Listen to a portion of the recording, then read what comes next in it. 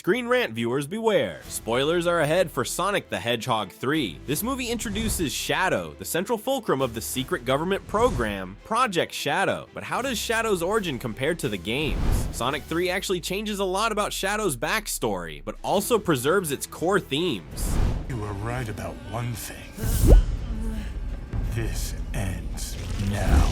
In Sonic the Hedgehog 3, Shadow is an alien just like all three members of Team Sonic. But in the 2005 Sega platform video game, Shadow the Hedgehog, he was actually created by Gerald Robotnik. Speaking of which, Gerald originally created Shadow aboard the Ark, a military space colony not on Earth. Yet just like in the movie, Gerald started Project Shadow for the government, which tasked the renowned scientist with unlocking the secret to eternal life. However, the real reason Gerald pursued this work in the video game was to save his granddaughter Maria, who was dying from a disease. Designed to be the ultimate life form, Shadow is able to harness the Chaos Emeralds, which would give both Gerald and the government what they want. In time, Shadow and Maria became best friends, just like in the movie, but when gun agents raid Ark to shut down Project Shadow, they shoot both Maria and Gerald, setting Shadow on the path to revenge. Sonic 3 notably strays from this by keeping Gerald alive, but just like in the video game, Gerald also brainwashes Shadow into turning evil before he dies.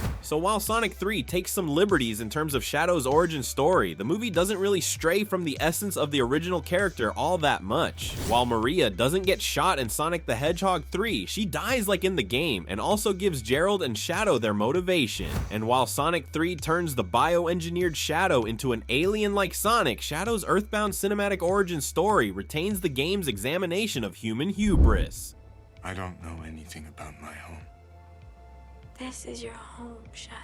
Not surprisingly, Sonic 1, 2, and 3 director Jeff Fowler used to work for Blur Studio, right around the time they produced cutscenes for the video games Sonic 2006 and Shadow the Hedgehog. And this is likely why Sonic 3 adapted the backstory of Shadow so well. In fact, the key changes to Shadow's origin arguably improve upon what was revealed in Shadow the Hedgehog, which at the time drew criticisms for being too dark compared to the previous games. Indeed, what was too dark for the video game franchise at the time ended up being just perfect for the film adaptation, which came out nearly 2 decades after Sega's Shadow the Hedgehog. But what do you think? Which had a better origin story for Shadow, the movie Sonic 3 or the game Shadow the Hedgehog? What do you see in the future for Shadow and Sonic the Hedgehog 4? Tell us in the comments and keep watching Screen Rant.